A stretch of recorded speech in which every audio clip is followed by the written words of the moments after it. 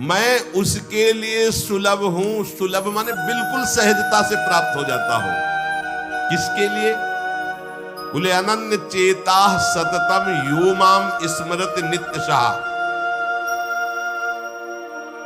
जो मेरा अनन्य चिंतन करता है, नित्य निरंतर चिंतन करता है, बस यही जीवन का लक्ष्य रहा है। गुरु कृपा से बच्चापन में ही गुरुदेव भगवान की बलिहारी यही बात डाल दी थी कि बच्चा निरंतर भजन करने से जो झांकी आती प्रभु, तुम्हें सब याद है, झांकी आती तब जानना चाहिए भजन, एक क्षण भी भजन न छूटे। ये संस्कार अगर कहीं भगवान की कृपा से और मार्ग का गुरुदेव उपदेश करते तो एकदम पूरा स्वभाव था वही पड़ता। भगवान ने जहां जैसे पहुंचाना होता है वैसे ही, जैसे सन्यास मार्ग में भी थे तो हमारी निराकार में रति नहीं थी, गंगाधर भगवान शिव के रूप में आ सकती थी। अब हमें पता चला कि क्यों नहीं होने दी निराकार में, क्योंकि रूप में ही लाना था उनको कृपा करके, इसलिए निराकार में आसक्ति नहीं होगी। क्योंकि उनका सारा पहले विधान होता है। गुरुदेव भगवान ने ये पिताश्री से कहा, पिताजी आए और कहा कि ये लड़का बाबा बनना चाहता है स्वामी जी। वो आते जाते थे घर में, स्वामी जी विराजमान। उनका पाने छोड़ जाओ, एक हफ्ता बाद ये घर भाग जाएगा, या फिर हम एक हफ्ता बाद मंत्र दे देंगे, तब जान लेना कि साधु बनी ही जाएगा। तो स्वामी जी जैसी आपकी इच्छा छोड़ के गए। एक हफ्ते जो है गुरुदेव भगवान ईंट ढोवाना, झाड़ू लगवाना, बड़े कार्य करवाना, और जैसे पेड़ा आदि आते सबको बांटते, हमें एक भी पेड़ा नहीं। शाम के एक बार भोजन की अनुमति, 7 दिन तक चुपचाप रहे। फिर कहा अच्छा कल गंगा नहा के आ जाना, मंत्र दे। सुबह गए स्नान करके तो पंचाक्षरी मंत्र दे के कुटिया में फिर उठ के आए, बोले सुनो आओ बैठ, बोले द्वादशाक्षर मंत्र भी लेना। उनका जपेंगे कौन? बोले पहले तुम ये जपना, लेकिन ये रखे रहो, आगे काम आएगा। हमारी समझ में नहीं आ रहा था कि मतलब मंत्र 2 क्यों दे रहे हैं। ये पहले से भूमिका तैयार थी वृंदावन की, हमें पता नहीं था। द्वादशाक्षर मंत्र भगवान श्री कृष्ण का, पंचाक्षरी मंत्र सबसे पहले दिया। बाद में पता चला कि ये बीज तो गुरुदेव ने ही पहले बो दिया था, जिस मार्ग से घूम के जाना है। वो कह रहे थे कि बाद में तुम्हें पता चलेगा। वो बाल्यावस्था थी मेरी, मति गति वहां तक पहुंच नहीं रही थी। और जपे हम पहला ही, जपे पहला ही। बाद में जब भगवान शंकर ने इधर, तब मुझे समझ में आया कि बीज तो गुरुदेव भगवान ही अंदर से बो दिए थे पहले।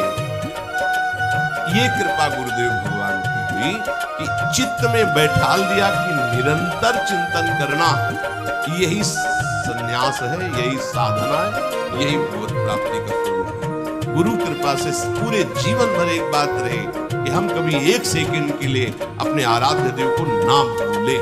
पूरे जीवन भर इसकी चेष्टा गुरु कृपा से कर। अन्य सब बात थी साधन की, पर बात उसमें प्रधान ये थी कि भूले ना। जैसे हम गायत्री मंत्र भी जप रहे हैं नैष्ठिक ब्रह्मचर्य में, तो गुरु के द्वारा दिया हुआ पंचाक्षर मंत्र लिखा हुआ है, बार बार उसे देख रहे हैं, अंदर से देख रहे हैं, गायत्री मंत्र चल रहा है। बड़ी कृपा रही है, मन को भागने के अवसर नहीं मिले। अनन्य चेता सततम, इसीलिए हम आपको फिर कह रहे हैं, बहुत जल्दी लाभ लेना है तो इसको डबल पटरी में फंसाओ। यह जो एक मन बहुत ठोर कर कह कर उसने सच उपायो, बहुत जगह नहीं लगता है कि एक प्रभु में लगाओ फिर संसार में, प्रभु में ही 2 जगह लगा दो। बड़ी चतुराई से फांसा जाता है। यदि मंत्र से भाग रहा हो और तुम्हें कहीं रूप का अभ्यास हो भगवत कृपा से, तो साधारण बात थोड़ी, तो डबल नाम में फंसाओ। जैसे कल कहा था कि शरणागत मंत्र चल रहा, राधा लिखे है, राधा बार और शरणागत मंत्र जा कहा जाएगा। तो जब गायत्री जी जब करते थे अनुष्ठान पुरस्चरण का, तो सामने पंचाक्षरी मंत्र लिखा हुआ है और गायत्री मंत्र चल रहा है। अगर हम जरा सा भी चूकेंगे तो या तो मंत्र छूटेगा और या तो वो दृश्य छूटेगा। बिल्कुल मन को कोई जगह नहीं रखते थे, कोई जगह नहीं रखते। अनन्य चेता, ये बहुत बड़ी सिद्धि, बहुत बड़ा लाभ है कि अन्य कुछ स्मरण ना आवे। इसका अभ्यास आप कर लीजिए, फिर नशा तो ये चढ़ा देगा। ऐसा नशा चढ़ता है, ऐसा लगता है जैसे खोपड़ी घूम रही हो और उसके साथ मंत्र घूम रहा हो। ये ऐसे करो तो पका जैसा दर्द होने लगता है, एक एक नस नाड़ी मंत्राकार। न भोजन की इच्छा है, न किसी के देखने की इच्छा है, इच्छा रहित केवल मंत्र चल रहा है। तदाकार वृत्ति, मंत्राकार वृत्ति। अब इतनी प्रपंच की वृत्तियां फैलाए हो, इतना बहिर्मुख हो, कैसे बात समझोगे अंतर की। अनन्य चेत, भगवान कह रहे मैं सुलभ हूं, सुलभ हूं। काशी में प्रतिदिन ये होता, आज महादेव जी साक्षात आएंगे, सुबह से तैयारी हो जाती थी, आज महादेव जी आएंगे। घाट में ही रहते थे, पंडों की छतरी के नीचे तपती हुई धूप, तो घाट में धूप ऐसे ज्वाला सी लगती थी, और छोटी सी छतरी, उसी के नीचे दोपहर रात्रि वहीं 2 बजे तक तो तपती थी फर्श, और 2 बजे के बाद स्नान करके महादेव जी विश्वनाथ जी पहुंच गए। बस रोज आज मिलेंगे, आज तो निश्चित मिलेंगे। एक दिन इतना आनंद था कि आज तो बस आ ही रहे हैं, ऐसा आ ही रहे हैं। जैसी भावना करोगे, जा पर जाकर सत्य सने हो, सो तो ही मिले न कुछ संदेह हो। भयंकर जटाओं का बोझा ऐसे, इतना बड़ा हाथ में त्रिशूल लिए, देखा दोपहर में नग्न पैर से आ गए।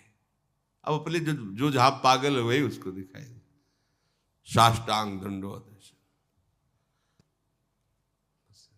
हम तो बस वैसे स्तब्ध, जैसे कोई जड़वत।